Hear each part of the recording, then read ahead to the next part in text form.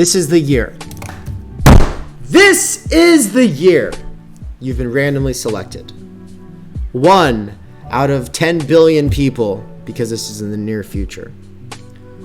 Who's the person that you choose for the purge? And what do they have to do? Because when I asked my friend, Joe Biden, fuck yeah.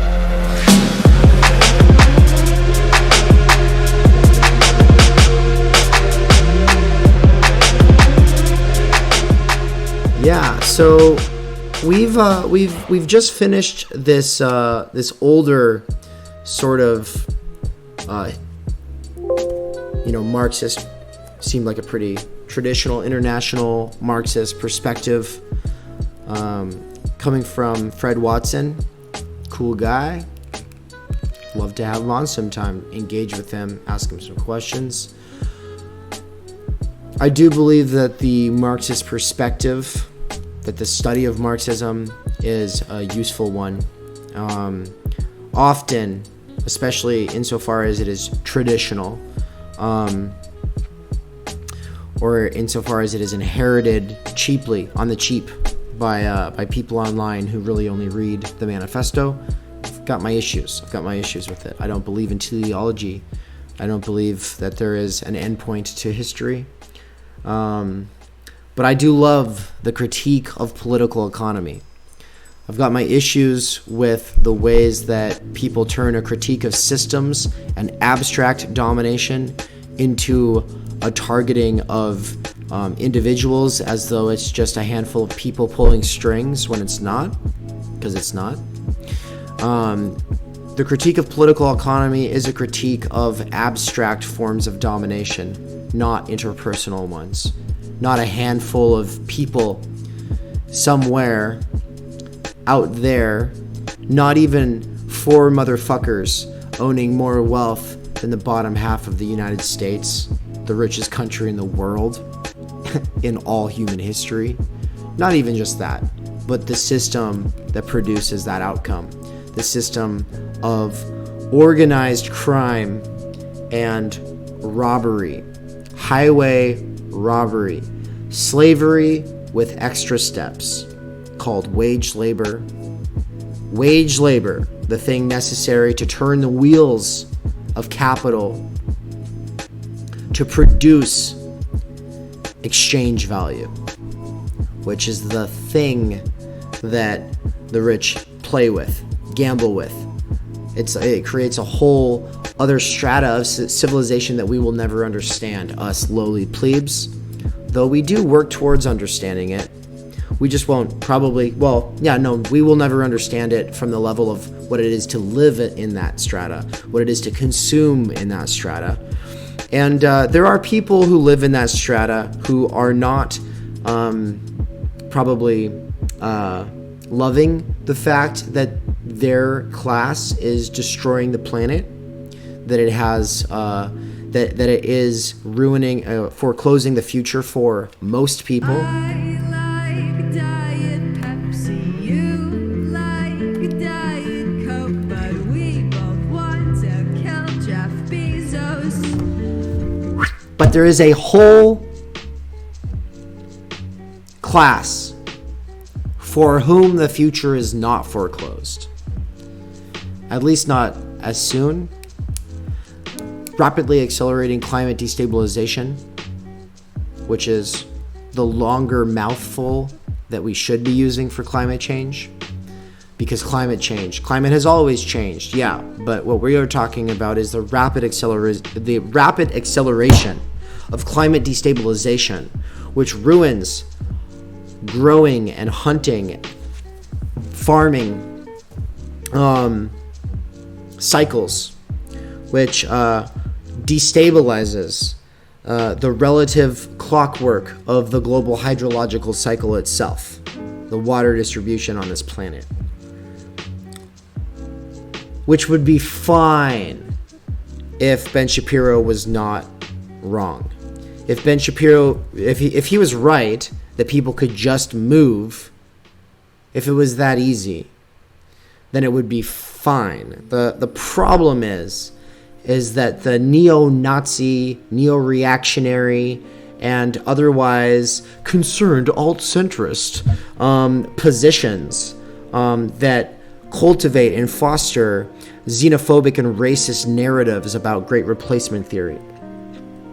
The problem with all of these is that as we become more reliant on one another, and as we move into increasingly accelerating destabilization, those narratives of reinforced borders, reinforced walls, reinforce the military state, reinforce the private industrial military and prison complexes, all of these repressive apparatuses, while at the same time enforcing austerity measures and deprivatizing or pulling back supports from these public services that we all rely on.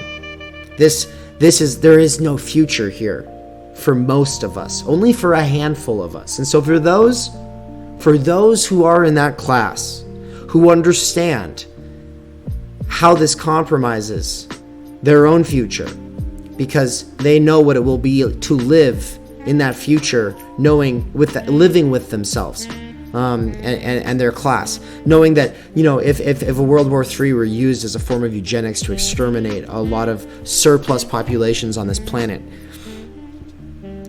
with the nuclear fallout, with the climate change, with the mass migrations, that they would get to live above it all or in their underground mansion city bunkers, living with luxury and leisure. If they would not be happy with that, if you're one of those people, if you know one of those people, if they are having second thoughts, good. Every Marx needs his angles. And that's my Patreon plug angle. That's right, folks. If you're rich, if you're loaded, if you've got the money, do support. I don't normally grift, but I don't have a job right now. So this is it. So there's my donations link. Get on it. If you're loaded, get on it. If you're strapped for cash, don't you worry about it. I'm not interested in you. And to the handful of patrons who are in this chat, who are strapped for cash, who nevertheless make small donations, I obviously appreciate it. So thank you. We're going to turn our focus now. Want to kill Jeff Bezos. I don't want to kill Jeff Bezos because I think it will solve the crisis. But I do think that gladiator, spectator sports could be a way of keeping ourselves entertained while we are all in lockdown. And we should start with billionaires. That's one idea. Another idea is that once a year there's a purge, but not like one that would create too much chaos.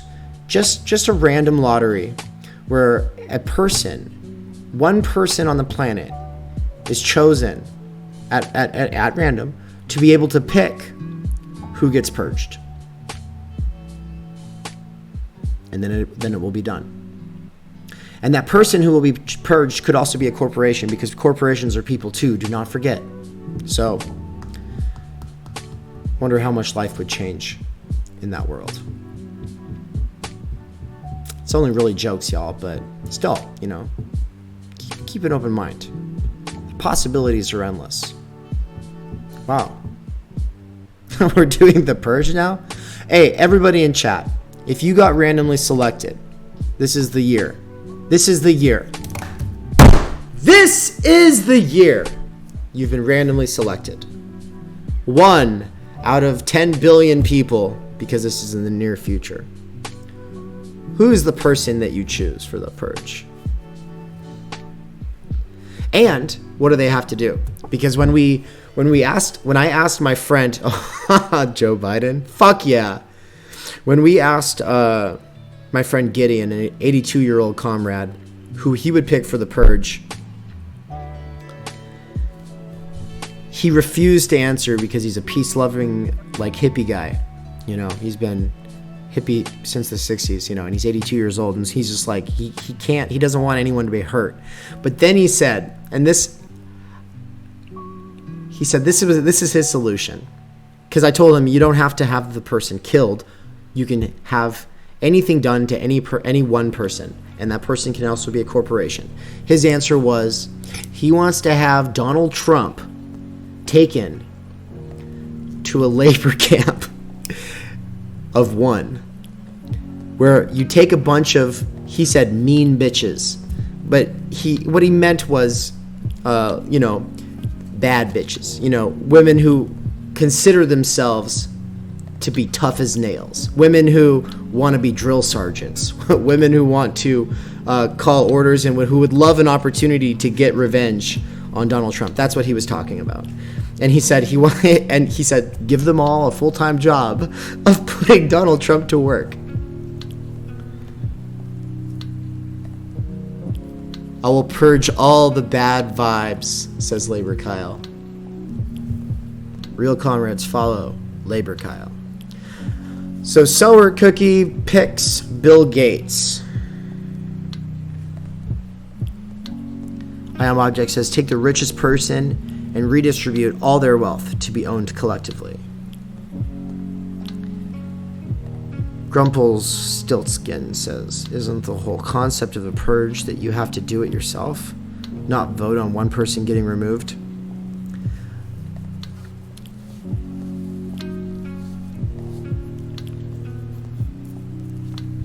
What is it with this mindset that says that because something is defined a certain way by some group somewhere, that's the only definition that is allowed?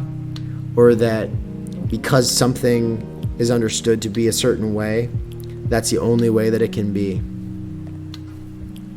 I just said we reinvent the purge. This is a different purge. This is a better purge.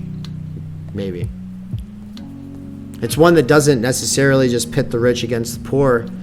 It's one that creates a new form of abstract domination for the ruling class to have to realize that they themselves are susceptible to, because most of us live under all sorts of abstract forms of domination that benefit some at the expense of others, that benefit a few at the expense of most. And until we figure out ways of, at a much deeper sense, abolishing those abstract forms of domination, the least we could do is give them a specter, a haunting presence to have to live under. Because right now, we all live under obviously, the realization that we are susceptible to these kinds of viruses, to this lack of health care, to encroaching, rapidly accelerating climate destabilization, mass migration, famine, drought, that these are things that they get to live above that we do not. That when they deprivatize, that when they defund, when they gut our public resources and utilities and services, that they get to live above that. Check the new command that I made today for public. By the way, Labor Kyle, something I want to start talking to other Twitch streamers about is I have a bunch of different commands I'm developing that will be easy responses to use to the new people, the poor, innocent, naive, new people who come into our streams who might seem like trolls or dorkish gyms who want to fire from the hip. They're not interested in learning because their idea of politics is standing at the barbecue shouting out of the mouth whatever idea comes to your mind and then doubling down and defending it for the rest of your life without thinking critically. And it requires a lot of patience sometimes to handle these people. And so one thing that can equip us for dealing with it is copy pasta agitprop. Forms of copy pasta that are meant to educate, not just make fun of people. Because you never know when that troll is just a gem, right? Because they're so hard to tell apart most of the time. I'm gonna play this video. We might pause it and chat on the way through. This is casual time. I'll be streaming for another 2 hours. There will be rants along the way about the bigger perspective, the critique of political economy itself. But we are doing a little bit of current affairs as we go. So, Pelosi, Biden, Kamala betray workers while GOP fills in the gaps. Welcome. This is Rising. Radar. Well, the ongoing congressional fight of What you just saw is a short clip from a longer stream that I did on twitch.tv/theory_plebe. I'll show you right here on the browser. Check it out, www.twitch.tv/theory_plebe. Remember, 2 E's in a row. And then you go to it, and this is what it looks like. I want to talk to you about Twitch really quick because I think that there's a lot of really cool stuff happening on Twitch these days. And I Twitch stream now several days a week, not on a consistent time basis, but if you have the app, you'll get notified when I'm live, as long as you're following me on Twitch. If you are a patron, I do notify patrons when I'm going live. If you're in my Discord, I notify people in Discord when I'm going live. And so I try to keep everybody in the loop when I'm doing this. And the most important thing that I just want you to know is that you don't have to be there for the whole thing. Nobody comes for the whole thing. People come for part of it. People come for 5 minutes, for 10 minutes, for 20 minutes, just to hang out for a little bit, as though it's like an open living room, an open kitchen. You get to come, you get to just be, it's like office hours. So come on by the office, hang out for a little bit, ask some questions. Usually there's an agenda, a sort of topic, some ideas, a book or whatever that I might be unpacking. But I try to make everything as easily accessible as possible, and a lot of the content is community driven, so I really hope to see you there. And if you're not able to ever make it, no worries. Patrons get access to special content, and if you are obviously subscribed to my YouTube channel, then you'll be seeing some of it here as well. Obviously, nothing but the best, only the best highlights. Okay, hope you have a wonderful rest of your day, and hope to see you there. Like, follow, subscribe. Peace.